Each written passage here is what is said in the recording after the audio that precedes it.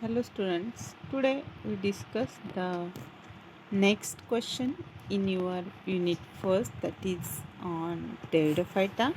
So question is, explain the external morphology of Nephrolepis or fern. So Nephrolepis it, genus is belongs to the Pteridophyte. Pteridophyte are the plants which is first land plants and having the well developed vascular tissue system. These pteridophytes are also a non seed bearing plants. This pteridophytic plant shows the two distinct generation like sporophytic generation and gametophytic generation. In pteridophytic plants or in Nephrolepis, the sporophytic generation is dominant and gametophytic generation is recessive. So these Nephrolepis plants having, or it comes under the group Pteridophyta. These plants having first land plant and having the well developed vascular system. Vascular system, that means the xylem and phloem. Also, these Nephrolepis plants are not seed bearing. They are not from the seed, fruits or seeds, because they are not non-flowering plants. In Nephrolepis जो two distinct generations है, gametophytic as well as sporophytic. Sporophytic, that means formations of spores. In gametophytic generation there is the formations of gametes. So in sporophytic generation, the spore formation or the spore formation stage, it is the dominant stage, and gametophytic generation is the recessive stage. So, and the sporophytic Nephrolepis plant, which is differentiated into the true root, stem and leaves, which is in sporophytic plant body.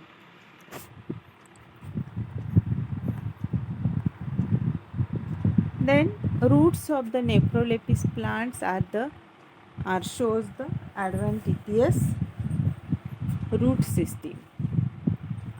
These roots mostly arises from the caudex and stolons. The plant shows the root system of Nephrolepis are fibrous and wiry. So they can be absorptive and helping the anchoring. So this root system, adventitious root system, is observed in the Nephrolepis plants, and they form the caudex and stolons. Somewhat wiry and fibrous structures of roots are there, and they will be helpful in absorptions and anchoring the plants. The stem of the Nephrolepis is in the two forms. That's why they are known as the dimorphic. The stem is in two forms, that's why they called as the dimorphic. मतलब dim is two different types में हमें stems are the forms, that's why they are dimorphic. So dimorphic, that is two forms, so in caudex and stolons.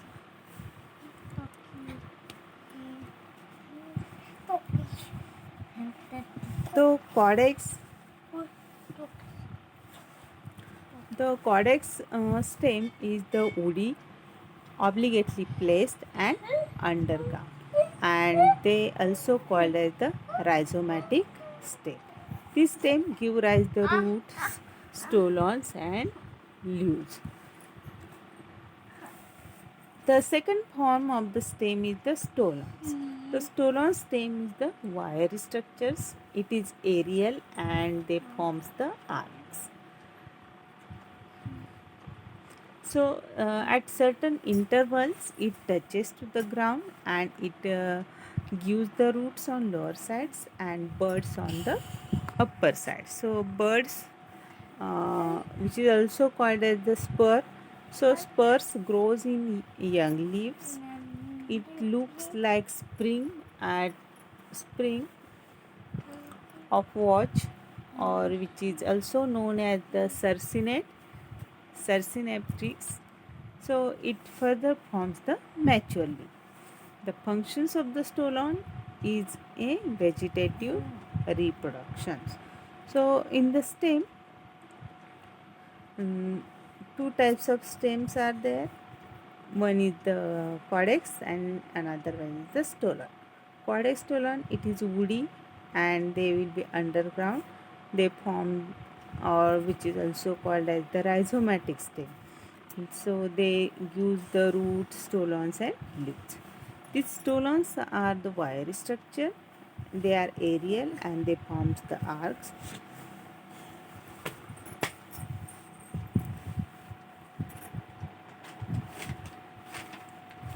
These stolons at certain points they will be touches to the ground, so they can give roots at lower sides and upper sides. So they form the buds. These buds will grow as a young leaf, which is looks like the spring of which, or which is also called as Sarcinapteryx, and then they form the mature leaf. So the stolons is play as a role of the vegetative reproduction. Then third part of the Nephrolepis plant is the leaf. So each leaf of Nephrolepis is pinnately compound leaf. Each leaf having the rachis and leaflet. That means the pinna. The rachis is the central axis of the leaf and which bears the small leaflets, that is pinna, on the other sides with the alternate arrangements. These part of the leaf with leaflet is called as the frond, and similarly the part of the leaf without leaflet is called as the stripe. So in first you have to see these structures of the Nephrolepis. In that there is the arrangement of the leaf, which is pinnately compound leaf, and that means it is rachis and leaflets. Leaflet, that is pinna. Rachis is the central axis and which bears the leaflets, so which is also called as the pinna, and the arrangements will be alternate. The part of leaf with leaflets is called as frond, and part leaf without leaflets is called as the stripe. Then about the single leaflets. Single leaflet, which is also called as the pinna, which is sessile. Sessile, that means having without stalk, or which is also called as the petiole. That means it is without stalk or petioles. These leaflets are having the lanceolate shape. This pinna shows the lanceolate shape. The margin of this pinna, they will be, or they created the margins, prominent midrib, forked veinlets and the acute apex. Also on the upper side, that is the adaxial surface. So at the adaxial surface there is the end of forked veinlets. The white circular structures are present. That white structure is known as the hadar. And on the lower, that means on the abaxial surface, at the forked veinlet, the dark circular structures are present, and that is known as the sori. So these sorites or sorus produces the spores. Thus the leaflet produces spores, therefore the leaflet is called as sporophyll. Thus the plant body is called as sporophyte.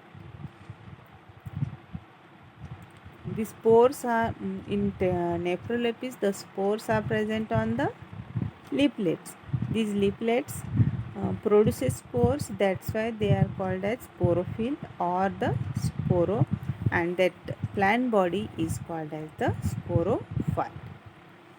Also, the on the whole plant body, the brownish scaly epidermal outgrowths are present. This outgrowth, brownish outgrowth, is nothing but the ramenta. These ramenta are present on the surface of cortex, stolon, rachis, and leaflets. So this is the all parts in the Nephrolepis plant body. In the external morphology, we have to discuss first, mention the general characters of the ferns. That is, it belongs to the pteridophyte, having well developed vascular tissue system. It is non-seed bearing plant. Distinct alternation of generation and sporophytic generation is dominant, and gametophytic generation is recessive. Then the plant body is sporophytic plant body, and it is divided in true root, stem, and leaves. Then let's discuss one by one part. First one is the roots. So roots are adventitious. They arises from the cortex and stolons. Roots are fibrous, wiry structure, and they help in absorption and anchoring. The second part of the plant body is the stem. So the stem of the Nephrolepis is the dimorphic. That means they are in two forms. One is the cortex and second one is the stolon. So cortex stem is the woody, obliquely placed, and it is underground. So it is also called as the rhizomatic stem. This stem gives the root, stolon, and leaves. Second is the stolon form stems or stolon stem.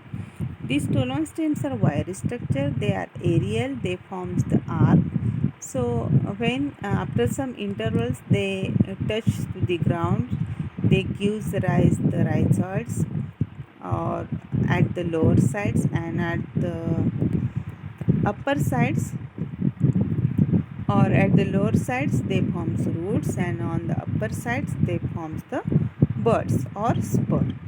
So these spurs will grow as a young leaf, which is called as cercinatelis, and after they form the mature leaf. The functions of this stolon stem is a vegetative reproduction. Then third part of the plant body is the leaf. The leaf of this Nephrolepis is the pinnately compound leaf. They are having rachis and leaflets. These rachis are the central axis and they bears the leaflets. So the parts with leaf with the leaflets is called frond, and similarly the parts leaf without leaflets is called as the stem. So single leaflets is sessile, that means they are not petiolate or not stalked or without stalk. They are in lanceolate shape. They created the margins and forked ventlets having the acute apex. On the upper side, at the end of forked ventlets, white circular structure is present. That is known as the hadathon. And on the lower, that means on the abaxial sides, at the end of forked ventlet, the dark circular structure is present. That is known as the sori. So this sorus produces the sorus produces the spores. So these leaflets produces the spores. That's why they are called as the sporophyll. And the entire plant body is called as the sporophyte. Then also on the whole body, some brownish hairy epidermal growth are present. That is nothing but the ramenta.